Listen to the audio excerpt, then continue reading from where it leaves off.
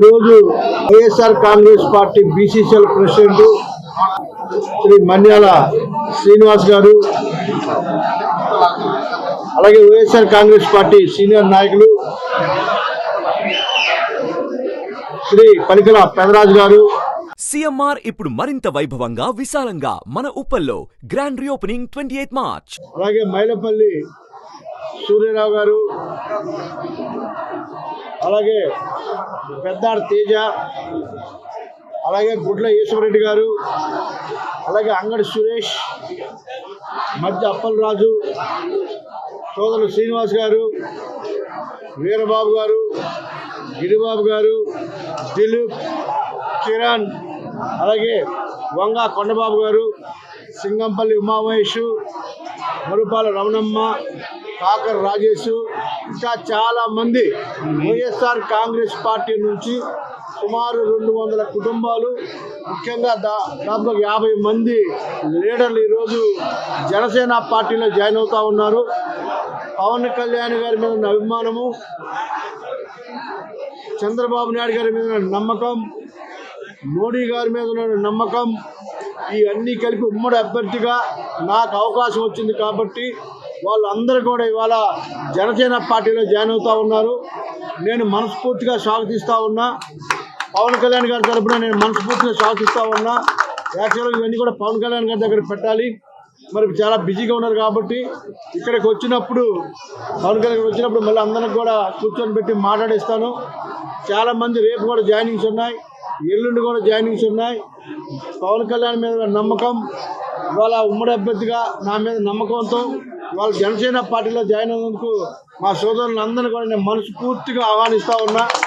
వాళ్ళకి సంబంధించి ఏ బాధ్యతలైనా ఏవైనా నేను తీసుకొని రానున్న రోజులు జనసేన పార్టీ, తెలుగుదేశం, బీజేపీ అభివృద్ధికి మేము అందరం కూడా కృషి చేస్తాం.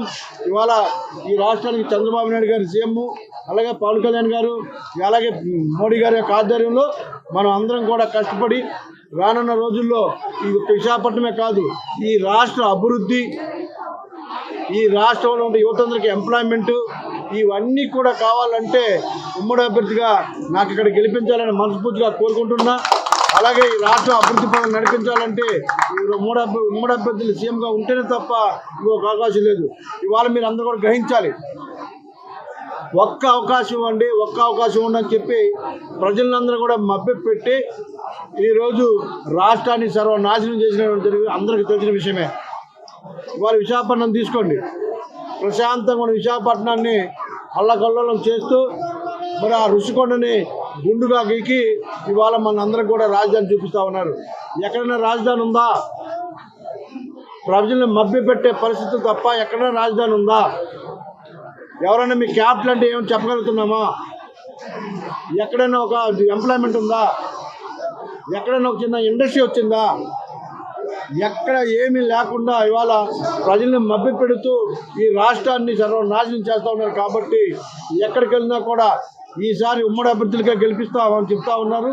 ప్రజలు స్వచ్ఛందంగా తరలి వస్తూ ఉన్నారు.